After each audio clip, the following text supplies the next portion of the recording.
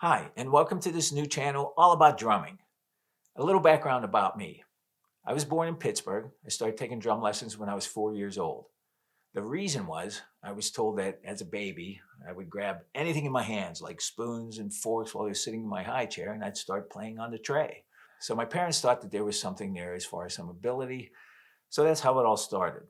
My first teacher at age 4 was actually an uncle of mine who was a sax player in the Musicians Union. He also taught his son, who also went on to become a professional drummer. I started making money drumming probably when I was 11 or 12 years old. I was playing weddings, parties, events with all these established older union musicians around town. Now, that's how I also learned professionalism at a young age, which was a very important lesson for me and for everybody to learn. Around that time, I studied with another percussion teacher to learn the mallet instruments like the marimba, xylophone, vibraphone, timpani, etc. I then went on to music school and I studied under Gary Olmsted, who was one of the premier percussion teachers in the country. I was earning a BFA, it was a performance degree, but I wanted to play drum set. I did gigs with symphony orchestras. I did percussion recitals while in college. I gigged in the summer back in Pittsburgh as well as playing baseball. I played baseball for 11 years. I left college after 3.5 years to start gigging on the drum set, which was always my preference. I played with everybody, anybody around Pittsburgh, from jazz to rock to blues to progressive country.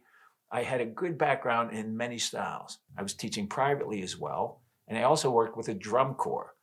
I then got a call to go on the road with a mainstream rhythm and blues singer who was with RCA Records at the time. We ended up in Florida for a while, but it wasn't my cup of tea. It wasn't challenging to me. So I decided to leave to move to Los Angeles to do session work as well as perform live. I had some contacts lined up, but as things happen, I ended up stopping in San Diego to visit some friends. I got into a relationship with this girl. I stayed there for about 4.5 years.